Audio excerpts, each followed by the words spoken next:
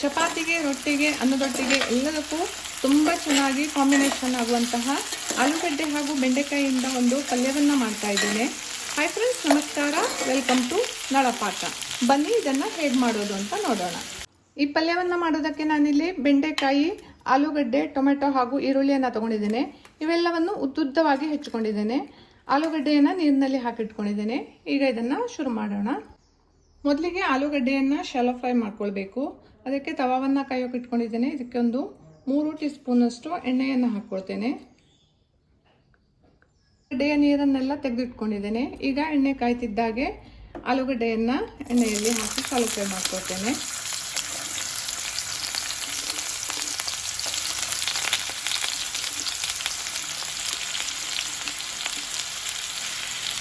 ನೋಡಿ, ಚೆನ್ನಾಗಿ ಫ್ರೈ ಆಗ್ತಾ ಇದೆ. ಇದು ಇನ್ನೊಂದು ಸ್ವಲ್ಪ ಫ್ರೈ ಮಾಡಿಕೊಂಡ್ರೆ ಸಾಕು.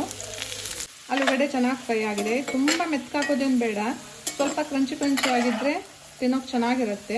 ಈಗ ಇದನ್ನು ಒಂದು ತಟ್ಟೆಗೆ ಎತ್ತಿಟ್ಕೊಳ್ತೇನೆ.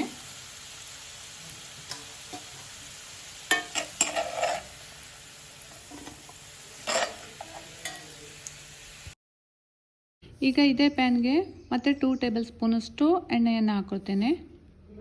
ಹಾಗೆ 1 ಟೀ ಸ್ಪೂನಷ್ಟು ಕಡಲೆಬೇಳೆ, ಅರ್ಧ ಟೀ ಸ್ಪೂನಷ್ಟು ಜೀರಿಗೆಯನ್ನು ಹಾಕ್ತೇನೆ.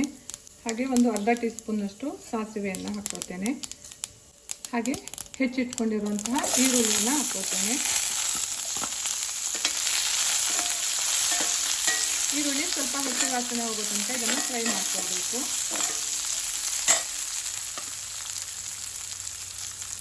ಈರುಳ್ಳಿ ಫ್ರೈ ಆಗ್ತಿದ್ದಾಗೆ ಹೆಚ್ಚಿಟ್ಕೊಂಡಿರುವಂತಹ ಟೊಮೆಟೊವನ್ನು ಹಾಕ್ಕೊಳ್ತೇನೆ. ಟೊಮೆಟೊ ಸಹ ಸ್ವಲ್ಪ ಮೆತ್ತಗಾಗಬೇಕು. ಆಲೂಗಡ್ಡೆಯಿಂದ ಪಲ್ಯವನ್ನು ಮಾಡಿರ್ತೀರಾ, ಬೆಂಡೆಕಾಯಿಯಿಂದ ಪಲ್ಯವನ್ನು ಮಾಡಿರ್ತೀರಾ, ಬೇರೆ ಬೇರೆ ರೀತಿಯಲ್ಲಿ ಪಲ್ಯವನ್ನು ಮಾಡಿರ್ತೀರಾ. ಆದರೆ ಈ ರೀತಿಯಾಗಿ ಒಮ್ಮೆ ಟ್ರೈ ಮಾಡಿ ನೋಡಿ, ತುಂಬಾ ಚೆನ್ನಾಗಿರುತ್ತೆ. ಟೊಮೆಟೊ ಸ್ವಲ್ಪ ಮೆತ್ತಗಾಗ್ತಿದ್ದಾಗೆ ಹೆಚ್ಚಿಟ್ಕೊಂಡಿರೋ ಬೆಂಡೆಕಾಯಿಯನ್ನು ಹಾಕ್ಕೊಳ್ತೇನೆ. ಈಗ ಇದನ್ನು ಫ್ರೈ ಮಾಡ್ಕೊಳ್ಬೇಕು. ಬೆಂಡೆಕಾಯಿಗೆ ಈಗ ನೀರನ್ನು ಸೇರಿಸಬಾರ್ದು, ಅದು ಸ್ವಲ್ಪ ಲೋಳೆ ಆಗಿಬಿಡುತ್ತೆ ನೀರನ್ನು ಹಾಕಿದರೆ. ಹಾಗೆ ಇದನ್ನು ಫ್ರೈ ಮಾಡ್ಕೊಳ್ಬೇಕು. ಈಗ ಉಪ್ಪನ್ನು ಸೇರಿಸ್ಕೊಳ್ತೇನೆ. ಉಪ್ಪನ್ನು ಈಗ ಹಾಕೋದ್ರಿಂದ ತರಕಾರಿ ಬೇಗ ಬೇಯುತ್ತೆ ಮತ್ತು ಬೆಂಡೆಕಾಯಿ ಲೋಳೆ ಸಹ ಬಿಡೋದಿಲ್ಲ. ನೋಡಿ, ಬೆಂಡೆಕಾಯಿ ಸ್ಮೂತ್ ಆಗಿದೆ, ಬೆಂದಿದೆ. ಈಗ ಇದಕ್ಕೆ ಮಸಾಲೆಯನ್ನು ಹಾಕ್ಕೊಳ್ಬೇಕು.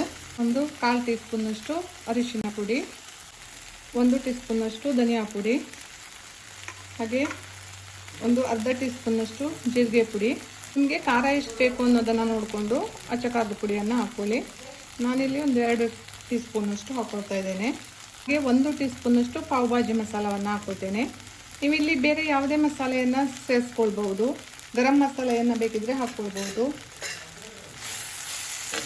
ಇದನ್ನು ಚೆನ್ನಾಗಿ ಮಿಕ್ಸ್ ಮಾಡ್ಕೊಳ್ಬೇಕು. ಈಗ ಮೊದಲೇ ಫ್ರೈ ಮಾಡಿ ಇಟ್ಕೊಂಡಿರುವಂತಹ ಆಲೂಗಡ್ಡೆಯನ್ನು ಸೇರಿಸ್ಕೊಳ್ತೇನೆ. ಈ ಆಲೂಗಡ್ಡೆಗೆ ಸಹ ಮಸಾಲೆ ಎಲ್ಲ ಮಿಕ್ಸ್ ಆಗೋ ಥರ ಚೆನ್ನಾಗಿ ಇದನ್ನು ಮಿಕ್ಸ್ ಮಾಡ್ಕೊಳ್ಬೇಕು. ಈಗ ಬೇಕು ಅನಿಸಿದ್ರೆ ಸ್ವಲ್ಪ ನೀರನ್ನು ಕೈಯಿಂದ ಈ ಥರ ಚಿಮುಕಿಸಿದ್ರೆ ಸಾಕು, ಜಾಸ್ತಿ ನೀರನ್ನು ಹಾಕೋದು ಬೇಡ. ಈಗ ಇದಕ್ಕೆ 1 ಟೀ ಸ್ಪೂನಷ್ಟು ಕಡಲೆ ಹಿಟ್ಟನ್ನು ಹಾಕ್ಕೊಳ್ತೇನೆ. ಕಡಲೆ ಹಿಟ್ಟನ್ನು ಹಾಕೋದ್ರಿಂದ ಟೇಸ್ಟ್ ಚೆನ್ನಾಗಿ ಬರುತ್ತೆ. ಬೇಕಿದ್ದರೆ ಹಾಕ್ಕೊಳ್ಬೋದು, ಇಲ್ಲಾಂದರೆ ಸ್ಕಿಪ್ ಕೂಡ ಮಾಡ್ಬೋದು. ಹಾಕಿದರೆ ಟೇಸ್ಟ್ ಚೆನ್ನಾಗಿ ಬರುತ್ತೆ. ಇದನ್ನು ಚೆನ್ನಾಗಿ ಮಿಕ್ಸ್ ಮಾಡಿಕೊಂಡ್ರೆ ಪಲ್ಯ ರೆಡಿ ಆಯಿತು. ಕೊನೆಯಲ್ಲಿ ಹೆಚ್ಚಿರೋ ಕೊತ್ತಂಬರಿ ಸೊಪ್ಪನ್ನು ಸೇರಿಸ್ಕೊಳ್ತಾ ಇದ್ದೀನಿ. ಸ್ಪೈಸಿಯಾಗಿ ಟೇಸ್ಟಿಯಾಗಿ ಆಲೂಗಡ್ಡೆ ಹಾಗೂ ಬೆಂಡೆಕಾಯಿನ ಫ್ರೈ ಪಲ್ಯ ರೆಡಿ ಆಯಿತು. ನನ್ನ ಈ ವಿಡಿಯೋ ಇಷ್ಟ ಆದರೆ ಲೈಕ್ ಮಾಡಿ, ಶೇರ್ ಮಾಡಿ, ಕಮೆಂಟ್ ಮಾಡಿ ಹಾಗೂ ಸಬ್ಸ್ಕ್ರೈಬ್ ಮಾಡಿ.